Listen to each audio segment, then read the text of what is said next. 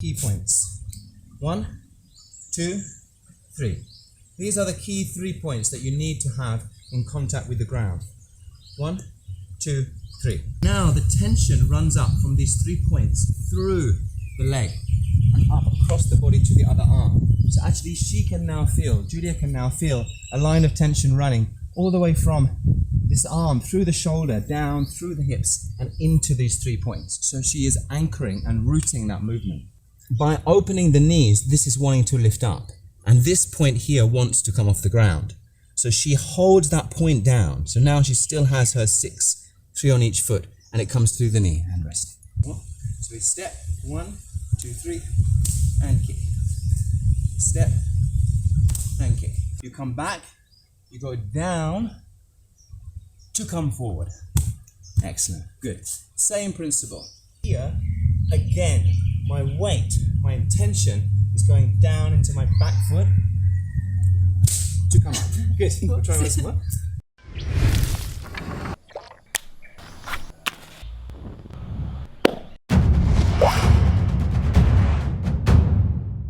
Hi and welcome back to Kalari Lab Online. Today I am joined by Julia. Hi. And Chris behind the camera. Hi guys. Great, so those of you new to the channel, please now hit the subscribe button and click the bell. Very good.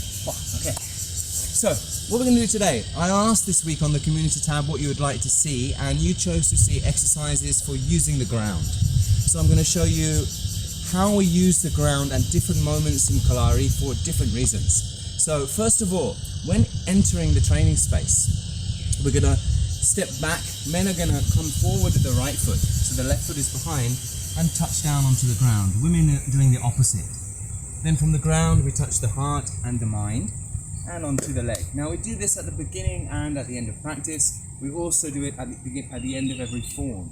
What this is doing is it's just acknowledging the ground, and it's giving, if you like, you give the form to the ground. Okay, I just did a very good form, but instead of being like, oh wow, aren't I amazing, I just give it to the ground. Okay, it's to stop us becoming arrogant. Excellent. So we do this at the end of every section, and we also do it when we leave the Kalari. And my Guru will make the joke, please take your ego with you. So put it down on the step when you come in, but don't leave it there. Please take it away with you.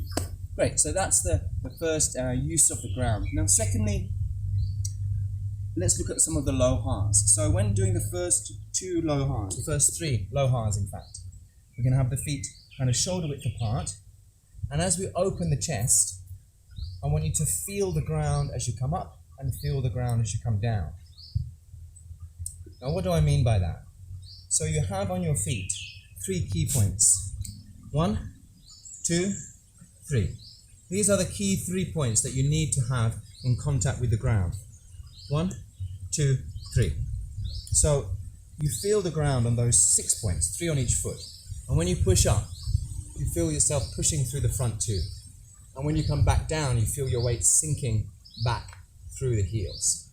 So whether you're coming up or whether you're coming to the side, in both cases, you're feeling those points in contact as they come up and as they come down. And in this sense, you're anchoring through the ground. Okay? Now, this is the same all the way through the Lohars. So for example, if we look at numbers 4 and 5, where we have the feet now a little wider apart, 2 hands as fists, thumb underneath the elbow, we twist the body and we twist back. So by keeping some attention onto these 6 points, just carry on 1 or 2 for me. Just stop maybe at the back, so come to the side this way. Perfect. Yeah. So now the tension runs up from these 3 points through the leg and up across the body to the other arm. So actually Julia can now feel a line of tension running all the way from this arm through the shoulder, down through the hips and into these 3 points. So she is anchoring and rooting that movement. So in fact, the movement itself is not originating here, it's originating from the floor. So it's coming from the floor and back to the floor. So like in the first one, we are anchoring, using the floor. It's about torque and tension.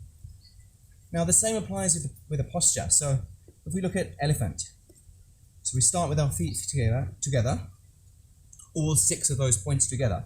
When we open, now those 6 points are into the ground. Whoops. and we go down into the elephant. And as we do that, those 6 points held onto the floor now send torque up through the legs and up into the upper body. So, excellent. So what Julia has now, by opening the knees, this is wanting to lift up. And this point here wants to come off the ground. So she holds that point down. So now she still has her 6, 3 on each foot, and it comes through the knee and rest. So that gives her a very fixed base through the floor. See, if I don't have that, if I just loosen that off, I'm very unstable. I can be pushed a lot more. But if I hold on to the ground through those points, now suddenly my position is much more stable. And I can use that position to come forward or to come back. Yeah. Excellent. Good. Now let's look at the horse. So from the horse, again, we have these points of contact in the ground. Now with the horse pose, we want to be able to use it to come forward. And we'll look at that in one moment.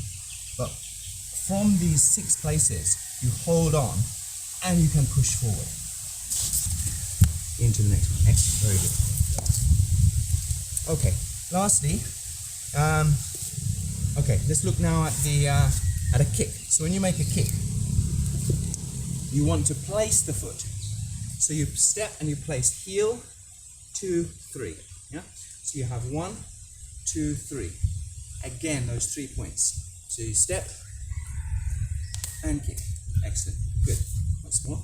So we step, 1, 2, 3, and kick. Step and kick. So you're feeling, as the foot goes down, you're pushing into the floor to go up. Those of you who have a background in singing, it's exactly the same. If you want to sing a high note, you think low.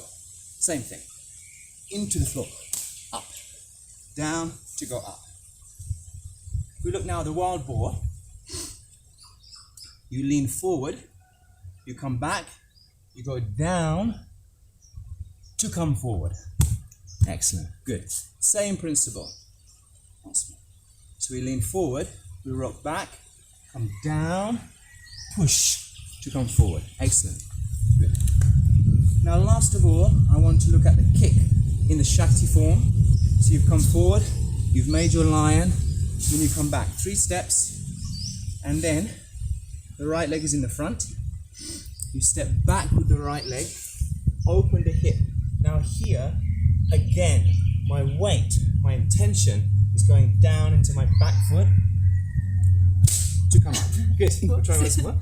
So the right foot in front. We step back with the right foot. This one down. You're going to jump from the right onto the left and kick. Good. Let's try once more. I'll try not to hit the umbrella this time. So you come here, open this foot. Now all your weight is on the back foot. And you're going to jump onto your left and throw the other one up. Yes, good. Excellent. So it's all about using the floor here. Into the floor to kick. Yeah? Same principle. Into the floor to come forward. Excellent. Good job. Nice. Okay, great. Okay, so I hope that gives you some idea of how we use the floor. In a very simple way, think about it like if you want to move forward, if you want to go up, you're first going to go slightly in the opposite direction to then go where you want to go. Okay, excellent. Thank you very much. Hope you enjoyed today's session. See you again next time. Thank you, Julia. Yeah. Thank you, Chris. Anytime. Narakanam.